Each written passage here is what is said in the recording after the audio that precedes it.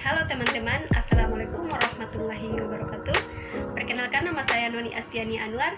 Di sini saya akan membahas mengenai materi konsep dasar sistem. Sebelum kita masuk ke dalam definisi sistem, saya akan membahas mengenai apa sebenarnya itu sistem. Jadi, sistem berasal dari bahasa Latin dan bahasa Yunani yang artinya atau sistema. Pengertian sistem secara bahasa adalah suatu kesatuan yang terdiri atas komponen atau elemen yang dihubungkan bersama untuk memudahkan aliran informasi, materi, atau energi untuk mencapai satu tujuan. Sekarang saya akan menjelaskan definisi sistem. Terdapat dua kelompok pendekatan di dalam mendefinisikan sistem, yaitu pendekatan sistem yang lebih menekankan pada prosedurnya. Dapat didefinisikan sebagai berikut. Suatu sistem adalah suatu jaringan kerja dari prosedur-prosedur yang saling berhubungan, berkumpul bersama-sama untuk melakukan suatu kegiatan atau menyelesaikan suatu sasaran yang tertentu.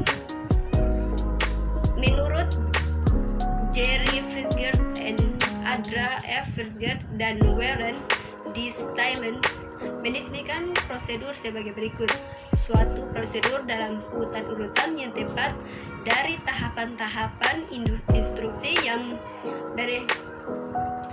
menerangkan apa atau what yang harus dikerjakan, siapa atau who yang mengerjakannya, kapan atau when dikerjakan, dan bagaimana atau how mengerjakannya.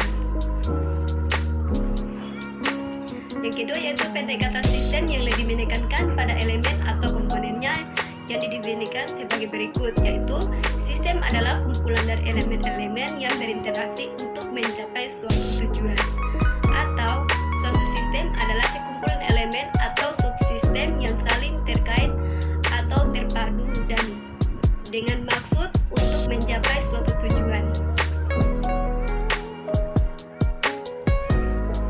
Kedua kelompok definisi tersebut memang benar dan tidak bertentangan. Yang berbeda adalah cara pendekatannya saja, yaitu pendekatan sistem yang merupakan kumpulan elemen-elemen atau komponen atau subsistem merupakan definisi yang lebih banyak diterima. Karena kenyataannya suatu sistem dapat terdiri dari beberapa subsistem atau sistem bagian. Sebagaimana misal, sistem akuntansi dapat terdiri dari beberapa sistem, yaitu subsistem akuntansi penjualan, subsistem akuntansi pembelian, subsistem akuntansi penggajian, subsistem akuntansi biaya, dan lain sebagainya. Selanjutnya yaitu apa sebenarnya itu subsistem? Subsistem sebenarnya hanyalah sistem di dalam suatu sistem. Ini berarti bahwa sistem berada pada lebih dari satu tingkat. Misalnya, mobil adalah suatu sistem yang terdiri dari sistem bawahan seperti sistem mesin, sistem badan mobil, dan sistem rangka. Masing-masing sistem terdiri dari sistem tingkat yang lebih rendah. Misalnya,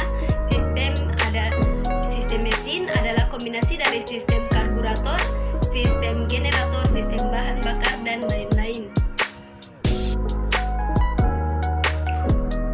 Yang berikutnya yaitu klasifikasi dan sistem. Sistem abstrak, yang pertama yaitu sistem abstrak dan sistem fisik yang terdiri dari filsafat, sistem komputer. Yang kedua yaitu sistem alamiah dan sistem buatan yang terdiri dari sistem tata surya dan sistem penggajian. Yang ketiga sistem tertutup dan sistem terbuka.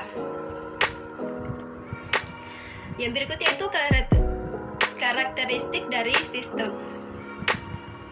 Yang pertama yaitu komponen sistem atau components. Suatu sistem terdiri dari sejumlah komponen yang saling berinteraksi, yang artinya saling bekerja sama untuk membentuk satu kesatuan. Komponen-komponen sistem atau elemen-elemen sistem dapat berupa suatu subsistem atau bagian-bagian dari sistem.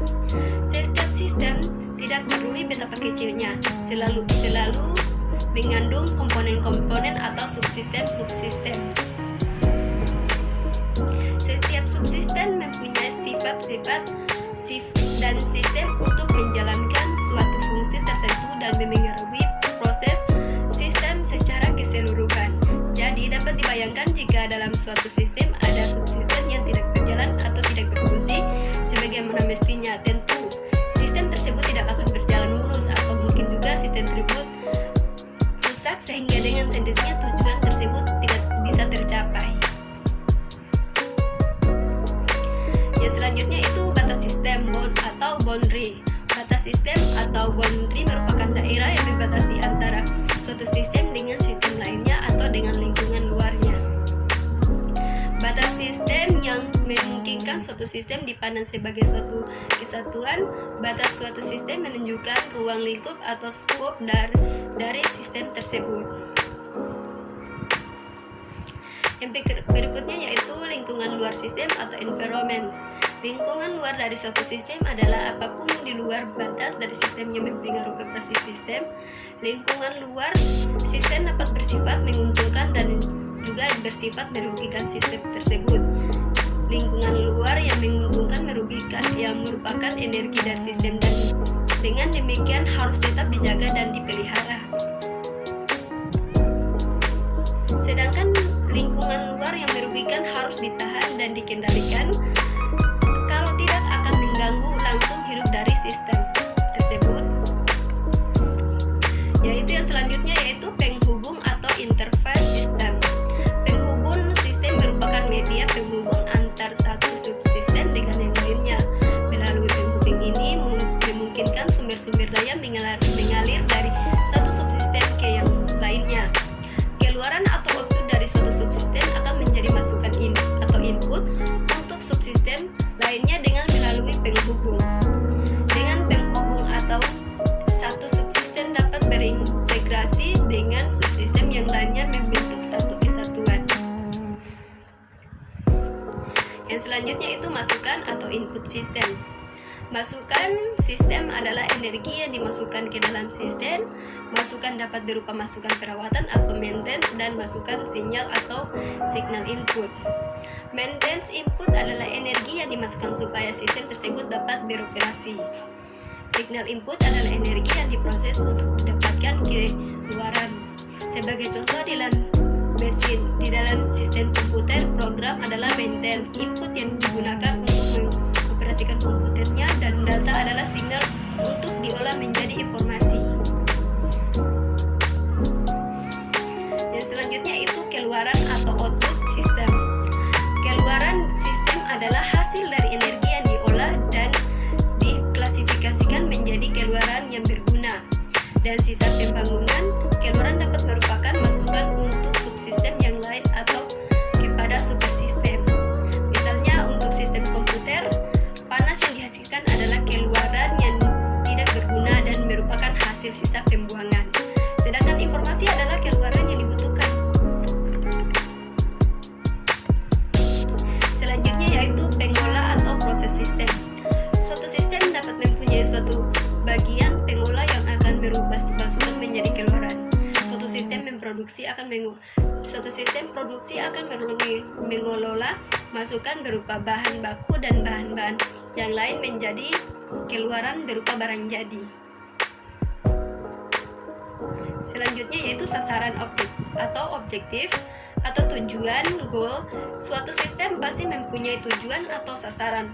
Kalau suatu sistem tidak mempunyai sasaran, maka operasi sistem tidak akan ada gunanya.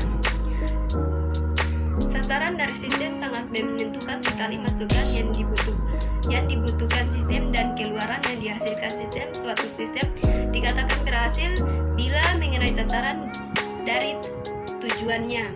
Perbedaan suatu sasaran atau objektif dan suatu tujuan global goal biasanya dihubungkan dengan ruang lingkup yang lebih luas dan sasaran dalam ruang lingkup yang lebih sempit.